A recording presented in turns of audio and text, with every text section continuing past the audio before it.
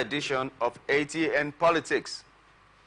Atn Politics is the network's flagship program that discusses core political trends with relevant political stakeholders. Today on Atn Politics, we will be discussing core issues from different political landscapes.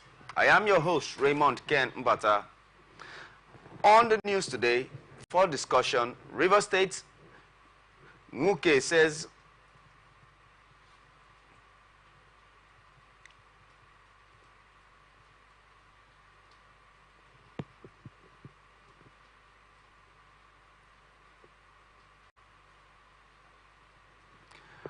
we'll go for a short break, and when we return, we'll introduce our guests and the interview begins in earnest.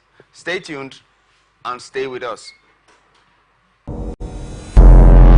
Every day our lives are changed by history. We are one people, all of us. Leaders, politics. Nobody's ambition is what they blood. I have fought a very firmly. Natural occurrence, war, and the world economy. I belong to everybody, and I belong to nobody. ATN covers it all on ATN Politics today.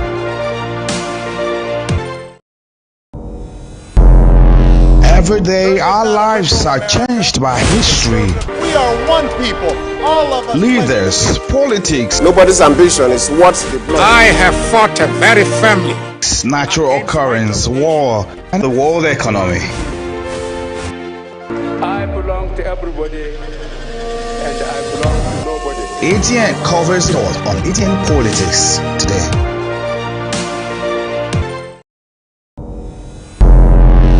Every day our lives are changed by history.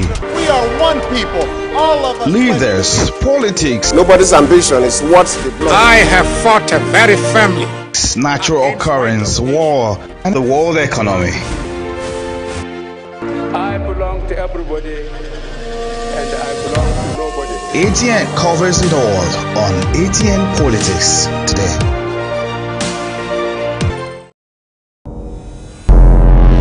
Every day our lives are changed by history.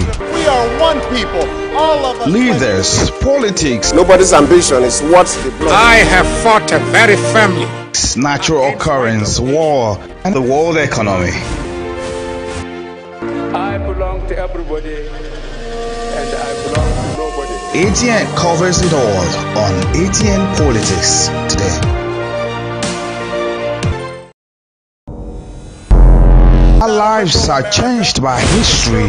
We are one people, all of us. Leaders, politics. Nobody's ambition is what they blood. I have fought a very firmly. Natural occurrence, war, and the world economy. I belong to everybody, and I belong to nobody. ATN covers it all on ATN Politics today.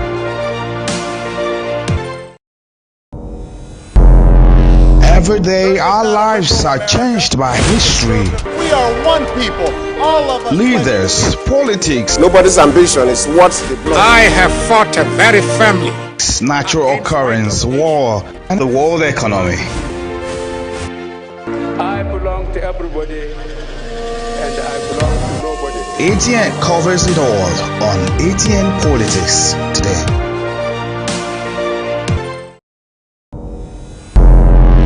Every day our lives are changed by history. We are one people, all of us. Leaders, politics. Nobody's ambition is what they blood. I have fought a very firmly. Natural occurrence, war, and the world economy. I belong to everybody, and I belong to nobody. ATN covers it all on ATN Politics today.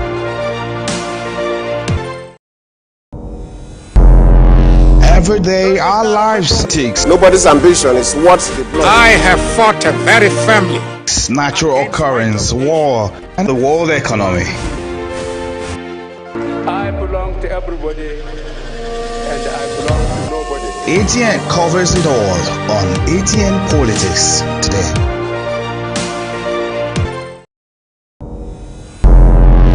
Every day our lives are changed by history.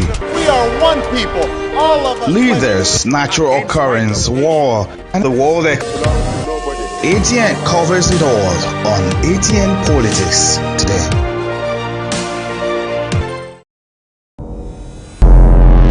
Every day our lives are changed by history. We are one people, all of us. Leaders, politics, Nobody's ambition is what the blood. I have fought a very family. natural occurrence, war, and the world economy. I belong to everybody, and I belong to nobody. ATN covers it all on ATN Politics today. All of us. Leaders, politics, Nobody's ambition is what the blood. I have fought a very family. natural occurrence, war, and the world economy. I belong to everybody, and I belong to nobody. ATN covers it all on ATN Politics today.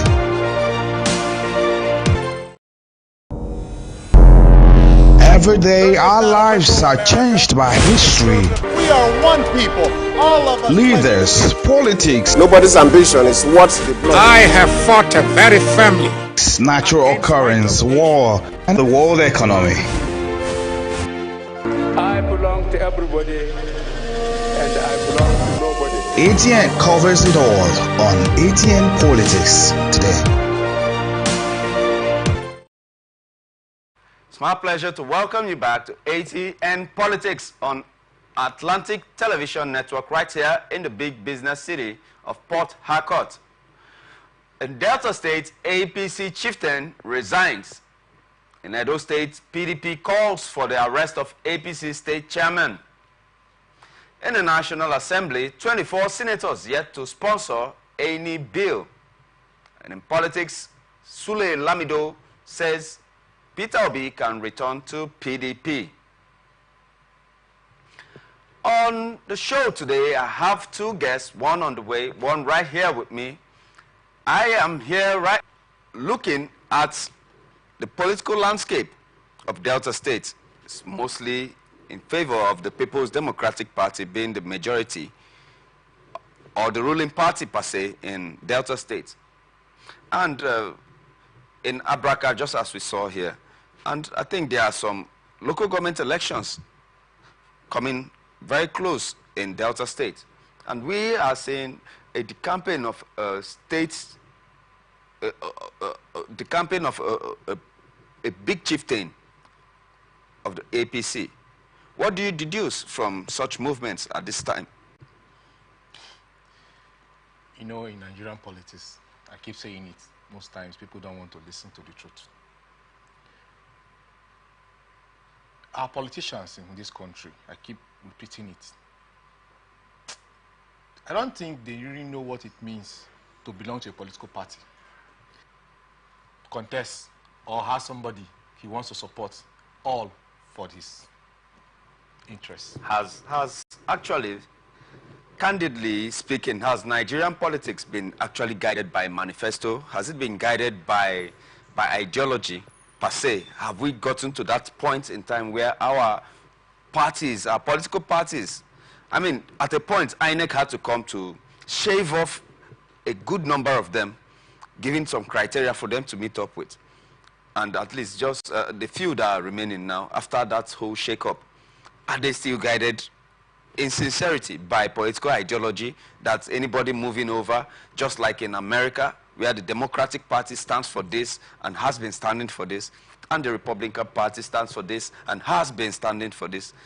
Are we trying to say that Nigerian politics, his moving from the APC to the PDP is based on ideological grounds? I wouldn't want to say that he is moving on ideological ground, given the fact that why doing it now that we are close to elections? But I want to tell you that my political party, PDP, members of political parties of PDP, who have been there from very beginning till date, those are the examples of people that will tell you that they have actually internalized the ideologies of People's Democratic Party. I wouldn't want to say for the other party, the other divide, because I don't think members of those parties I don't know even if they even have an ideology. They just came together to put up one or two people together to grab power. They don't have ideologies. Probably that is why that man is leaving to come to PDP, where he knows that the party is being guided with ideologies. Are you trying to say that,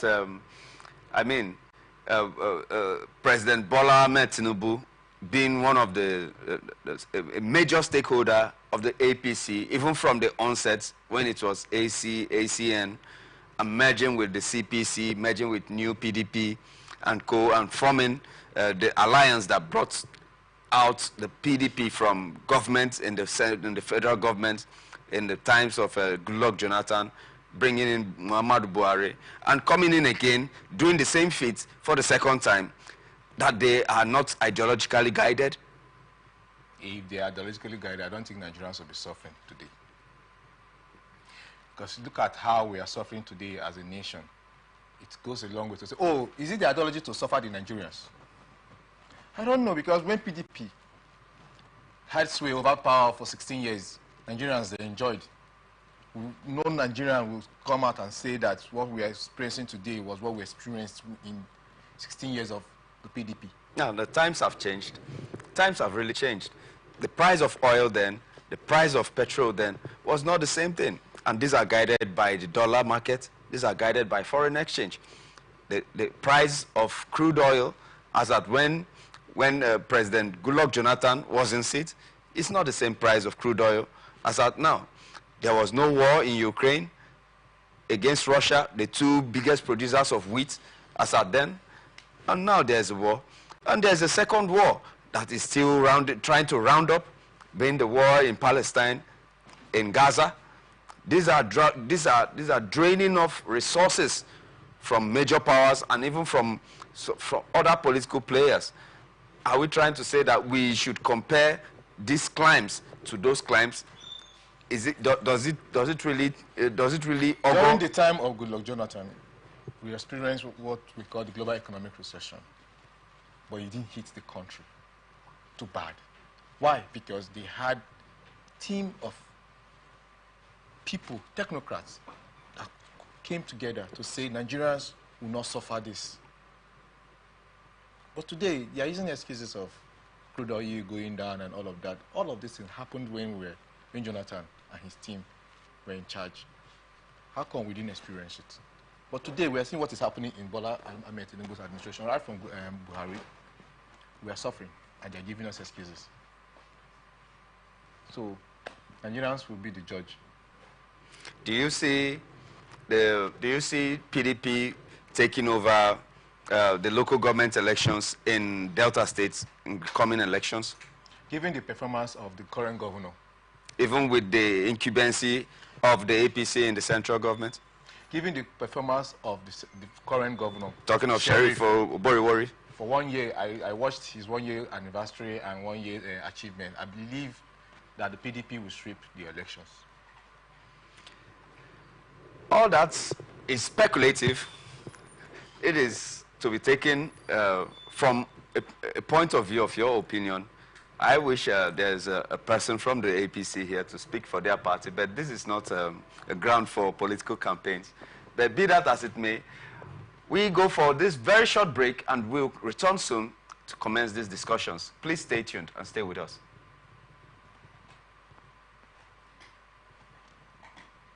From the line across the ocean to the land beyond the mountains, through the Sahara, we bring on sport news, live analysis, expert discussions on trending stories in politics, business, socio-economy, sports, and documentaries. So catch all the updates on the happenings around the globe. Stay focused on the fact today, only on ATN. From the line across the ocean to the land beyond the mountains, through the Sahara, we bring on sport news, live analysis, expert discussions on trending stories in politics, business, socio-economy, sports, and documentaries. So catch all the updates on the happenings around the globe. Stay focused on the fact today. Only on ATN. Every day, our lives are changed by history. We are one people, all of us. Leaders, politics, Nobody's ambition is what the blood. I have fought a very family. natural occurrence, war, and the world economy. I belong to everybody, and I belong to nobody. ATN covers it all on Atn Politics today.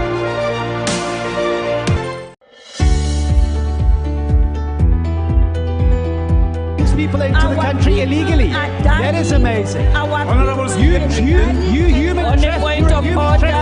Honorable On the point of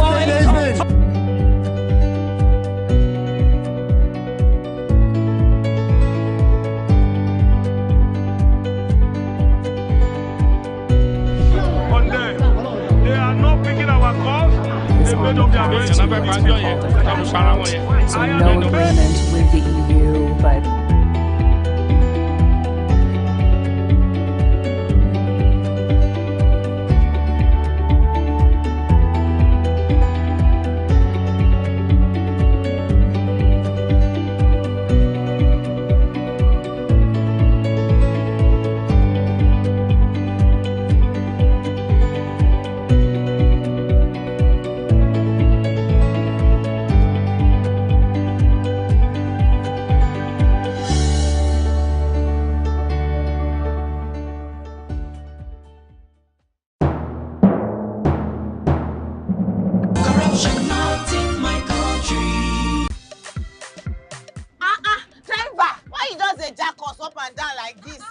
I hope nobody carry beleo. Why you ask, oh? Because this road where they see, so it no guarantee safe delivery. We just dey vote for government, but we not get good governance. At all. Road so e no dey, light o usai, the infrastructure nko e come turn to be forbidden fruit for the city. Corruption, well everything.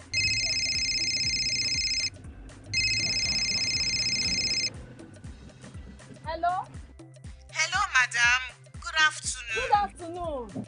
My name is Mrs. Ayeni. I am calling from the Ministry of Humanitarian Affairs. Okay. Okay, I've been expecting your call. Madam, remove this your phone from loudspeaker.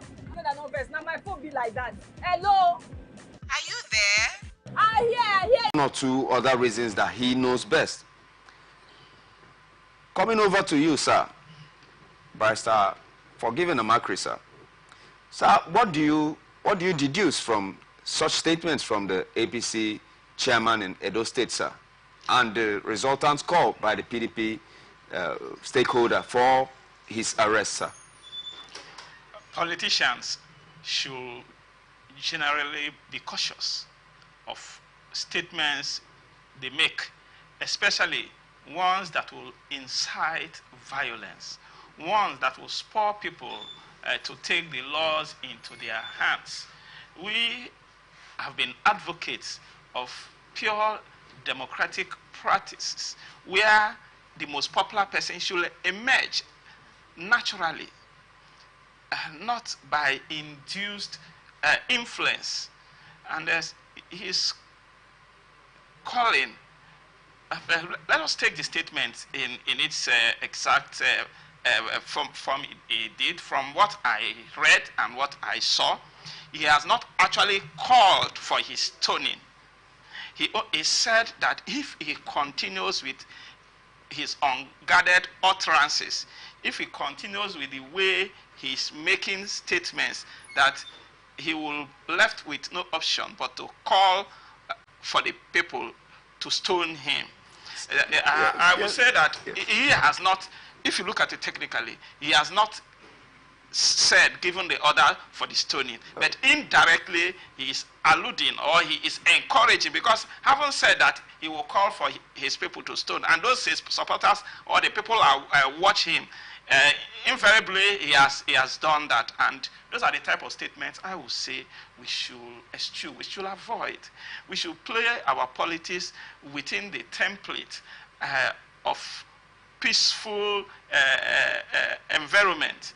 We should refrain from making statements that will influence, that will incite violence, and especially coming from the position of a state party chairman is, to say the least, unexpected of him.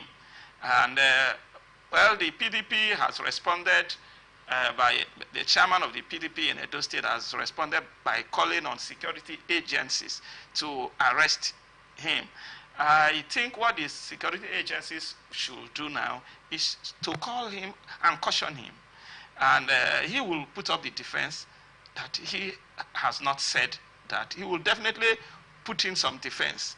And he will say that he is only responding to the statements perhaps that Obaseki has been making, which according to him might also be infuriating, which according to him might also be prone to instigation of violence. He will put up those defense. But I think on both sides, the security should delve into the matter and ensure that the forthcoming election is done on a very peaceful note. We don't want violence in our elections. We don't want the foreign world to laugh at our democracy. We have been in democracy for a quite long now, and we should be able to progress and master the game so that other countries who might be behind us should learn from us.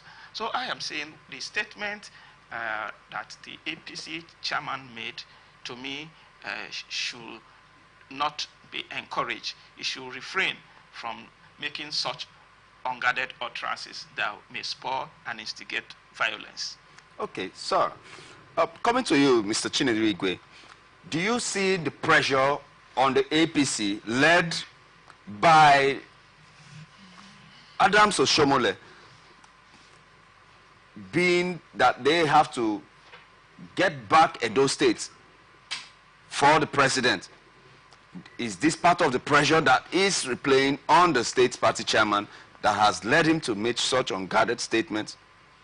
You know, first of all, I usually tell people about politics that politicians are usually guided playing this game.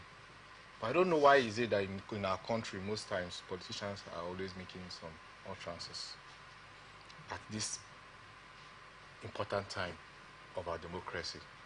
You're going to an election and an opposition is busy saying that you're warning the governor to be careful of the things he's saying. If he's not careful enough that you will ask people to stone an incumbent governor. Even when the APC government of Buhari said if they don't perform that Nigerians should stone them, did we stone them? Even all of us know that they didn't perform. We're always crying that anytime we are having elections, that politicians should be careful because you have followers. We don't use incisive words, statements that will cause problems for our democracy. So Edo State doesn't belong to the president at the center. Edo State belongs to the people. And the government of the people is being governed by the People's Democratic Party. There should be no pressure. They should go to the polls. The popular candidate should emerge as a winner. Coming back to you, sir, Barrister, do you think it's okay for us to call for the taking down of that viral video because we don't want it to be misinterpreted by hoodlums or by those that are fanatic in pursuit of their political ideals, and also for an apology from the APC, the acting APC chairman? Is that in order, sir? To me, it is such a call is belated. It's belated. It will be medicine after death because a lot of people will have downloaded the video. So even if he pulls it down, it's already in circulation. Will it now go to people's personal storage system and all that, their platforms, to pull them down? Calling for its pulling down is of no consequence. It's belated. It's just for us to be proactive and ensure that as they are going into this election. Edo is one tough state too in the south, and the electoral body, INEC, and security agencies should have at this time been having a series of sections on how to guide them on type of campaign they should be making, to sink into them that anything that will promote violence should be discouraged. They should make penalties and consequences for those who try to encourage violence as they are preparing for the election. Those are the things that the various government agencies and security agencies should be doing at this time. I think if they have a serious training and sessions where they are sinking into them and telling them the type of statement they shouldn't make, I'm sure that the APC chairman wouldn't have said what he did. Okay, sir. We are, at the same time, when we give opinions here, we try as much as possible to pass information, to pass educative information, to sensitize the public as much as possible. We are not just entertaining ourselves here. And in the same vein, in the same breath, sir, still on with you, could you please enlighten voters and also political stakeholders? Because I know that back in the days of Nigerian politics, it was a norm. But right now, we are more civilized in our approach towards political ideals and political pursuits. In a sentence, in a minute, please give us some sensitization for those viewing us to also cue in. Well, I must tell our viewers and all Nigerians that the era of violence to win election is almost becoming a thing of the past. It's outdated. And because violence will have minimal effect on the results or the outcome of the elections, because we are going more into electronic voting, where every thing will be recorded as when those things are done. So violence will be of little consequence. Every political party, every politically minded individual, every electorate, every voter should be able to go and speak to the people. Tell the party should bring a good manifesto, what they want to give to the people. People should believe in what they have to offer. People should be convinced to support them, not violence. So I have said before that at this time, there should be reorientation, a continuous voters' education effort. The voters and the entire citizenry should be encouraged, should be trained, should be given the orientation to dissuade them from taking violence as part of elections. Because I will still repeat that violence will have minimal result effect on the, if you go to a polling unit and violence is recorded, I have my phone, I will call. And in those polling units, votes will be cancelled. So sell yourself if you are contesting an election, if you are supporting anyone, convince the people on why they will support you.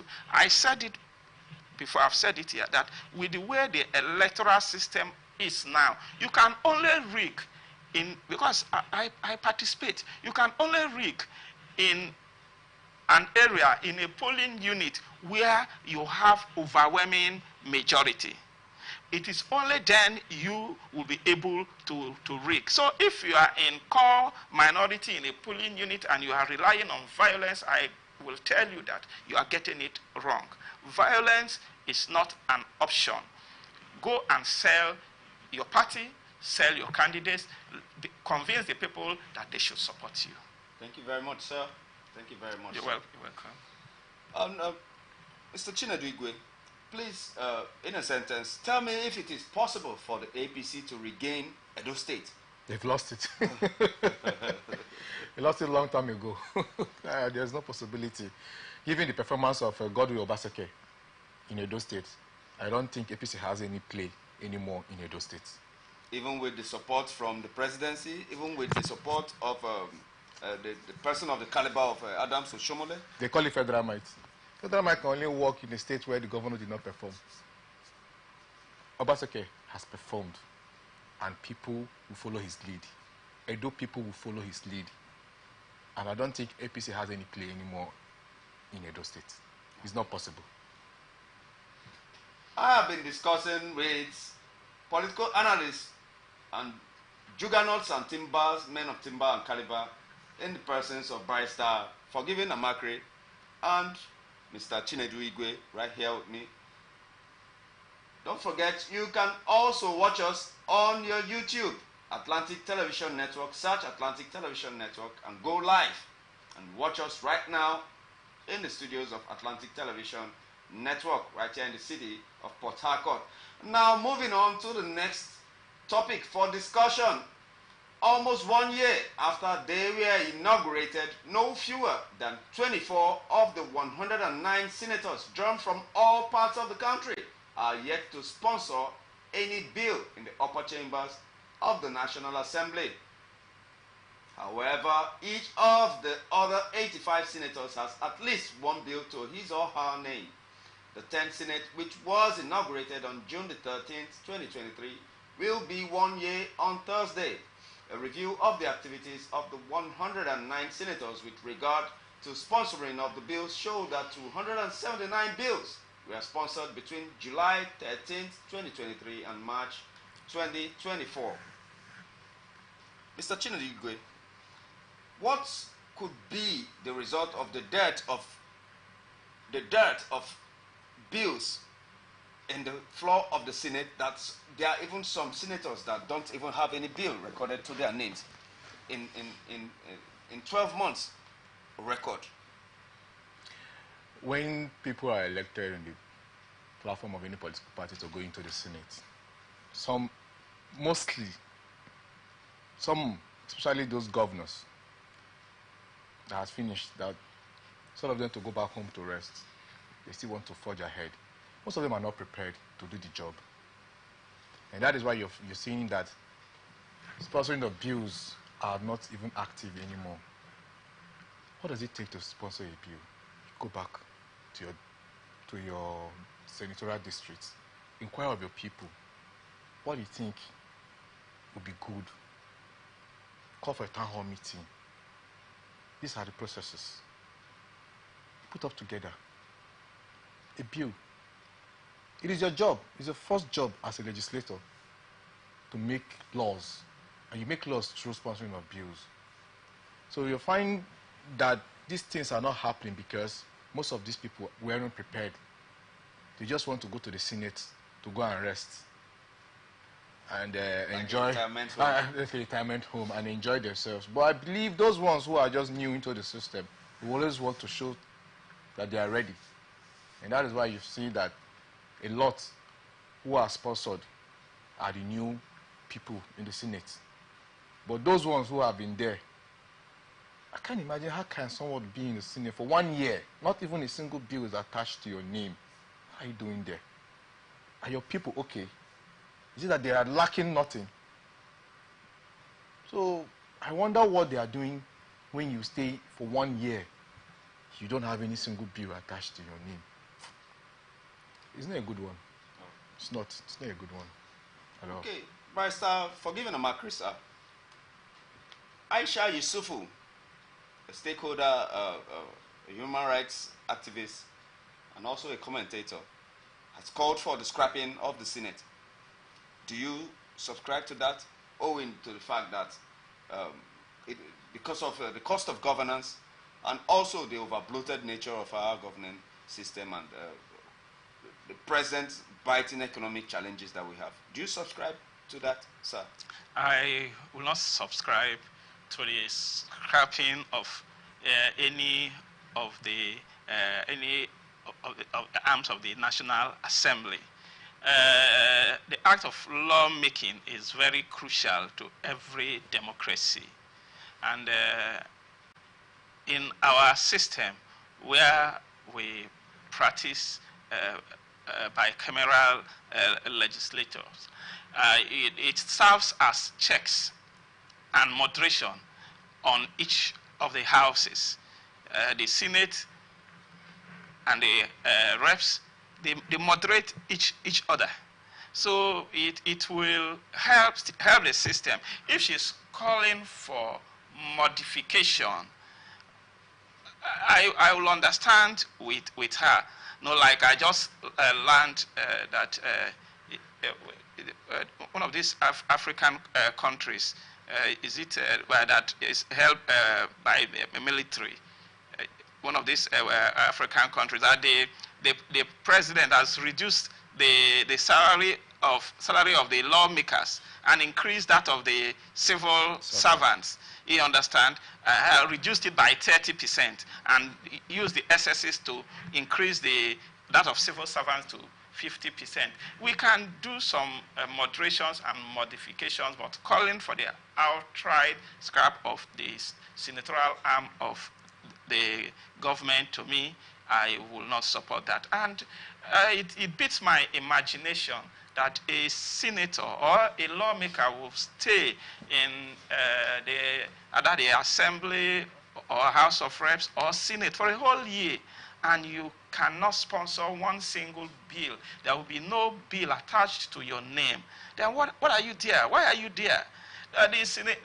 Their constituencies should immediately set up the process of recalling them, because they don't know why they are there. Unfortunately, some lawmakers see themselves as executives. They go about, they are more interested in the oversight functions they do, and forgetting and jettisoning the very purpose for which they were elected, which is lawmaking. And I wonder why they cannot make laws when you have legislative aid attached to you, being paid. You have political aids. And these people, some of them are lawyers, and they will just do these things for you, and you're not interested. So why are you in the arm of lawmaking? You have no business there. Those are the people that, in a true democracy, which I think we should be at that stage, should never go for another term.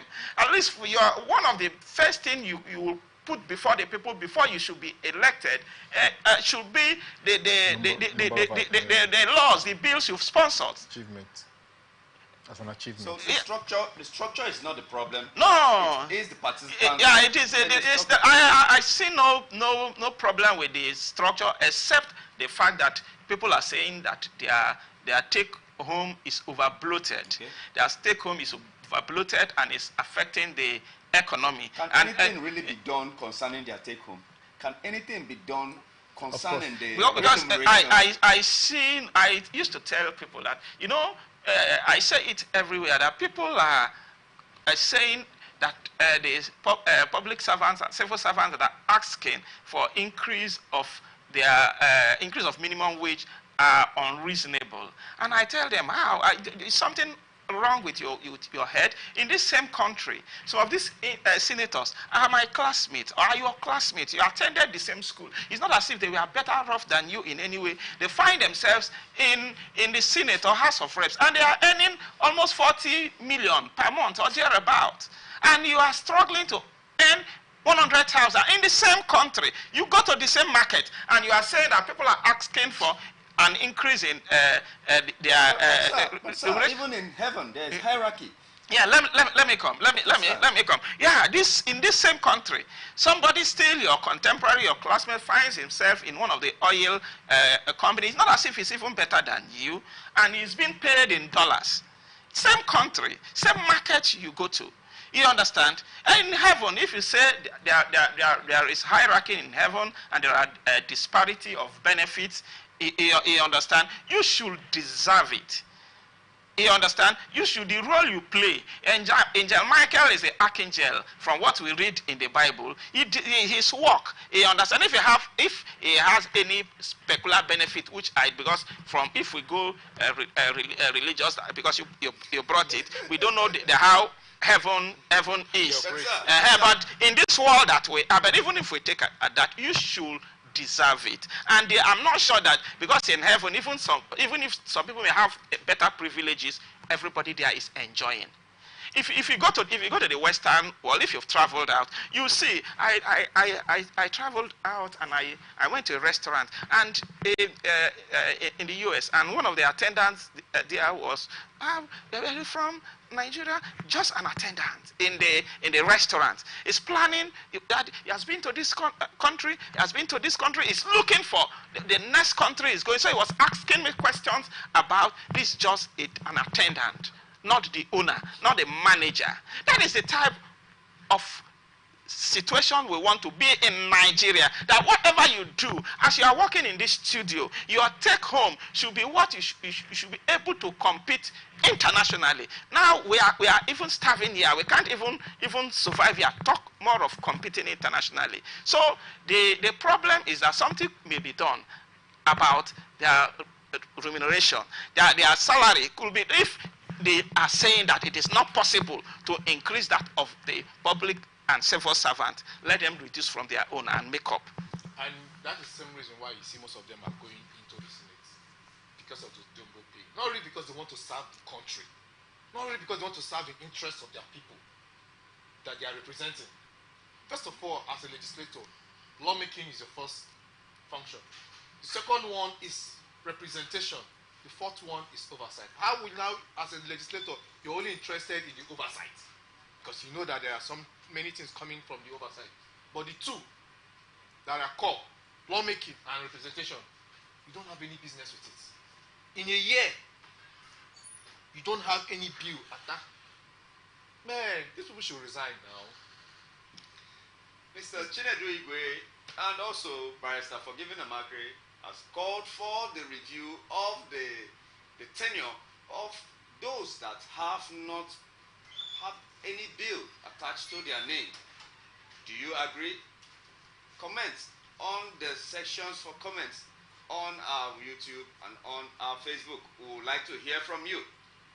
Moving on, a former governor of Jigawa State, Sule Lamido, has said that no member of the People's Democratic Party can stop former presidential candidate of the Labour Party, Peter Obi, from returning to the party. He asserted that political bigwigs such as former Vice President Atiku Abubakar and the Minister of the Federal Capital Territory, Nyesom Wike, cannot claim that they own the PDP. I'll take that again. A former governor of Jigawa State, Sule Lamido, has said that no member of the People's Democratic Party can stop former presidential candidate of the Labour Party, Peter Obi, from returning to the party. He asserted that political bigwigs such as former Vice President Atiku Abubakar and the Minister of the Federal Capital Territory, Nyesom Wike, cannot claim that they own the PDP. On to you, sir, Barrister Forgiving Amakre, sir. Do you think, if per se, Peter Obi decides to move back to the PDP, doesn't it conflict with the presidential ambition of Atiku Abubakar per se? Would it be a smooth terrain for him to operate if he leaves the Labour Party to the PDP? Just like Lamido said, it is his right to freely associate. It is his right to freely join any political party he so desires to do. Nobody should stop him from joining the PDP if that is his intentions, if that is what he wants to do. That should be understood. Nobody will say that you own a political party, even if you are the one that registered it. It has become a public platform for everybody who desire to join. So he being a former member of the party, it even makes it easier for him. Now, coming to your question, yes, sir. That if he's returning to the PDP, will not be an inhibition or limitation to to Atiku's presidential ambition. Exactly. That is left for the party members to decide. First of all, it is that he has the right to join. Then both of them, if they can't settle in the boardroom, they've been meeting. We've heard, we have even discussed that meeting here in this studio. They've been meeting, and if their meeting cannot bring concrete agreement and terms for them to collaborate and work, and you want to put impediment, encumbrance on the way of P2B to return to the PDP, that shouldn't stand. But whether it will be a limitation or inhibition for Atiku's presidential ambition, is Atiku the owner of PDP? Is he the owner of the world? Does he have the sole right to run the PDP ticket if P2B joins? And they can, after all, they've run before. So why can't they collaborate now? If they've done that before, why can't they do it now? You understand? Yes, sir. I tell people that one of the greatest undoings of P2B in the last election was the platform upon which he ran the election. No matter I used as a politician and a political analyst, I tell people that, you see, this jamboree, hey, does not win elections. You may have the street support, but it does not translate to winning elections. Election winning is based on structures. There are so many areas that P2B was popular in certain areas, but in certain areas, so many areas, it didn't have representative in the unit. So even people who intended to vote for him were persuaded to vote for other candidates. So the platform, the Labour Party platform, which he ran the election, was a limitation and a very major undoing for him. So if he decides to join the PDP, it's welcome. It's his right to so do. And then the party members will decide during the primaries who flies the ticket for the party. And this is where we wrap it up. Although there is so much to discuss about, but time is not our friend. I want to thank Mr. Chinedu Igwe and Barrister Forgiven Namakri for keeping us company today. It's always a pleasure, and we hope that you grace our studios once again in the nearest future, sir. Thank you for coming, sir. Thank you. Thank you, viewers, once again for listening to us. I am your host, Raymond Ken Mbata, and stay connected with us on ATN Socials, Facebook and YouTube, Atlantic Television Network, Instagram and TikTok, Atlantic TV Network 1. On Twitter, we are on Atlantic TV Net, or watch us live on our website, www.atlanticnetwork.tv. Peace and unity are the pathways to progress. Thank you for watching. Until we grace your screen, same time tomorrow, keep it locked on Atlantic Television Network.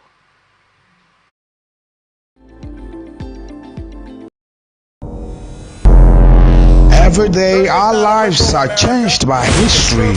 We are one people, all of us. Leaders, politics. Nobody's ambition is what the blood. I have fought a very family. Natural occurrence, war, and the world.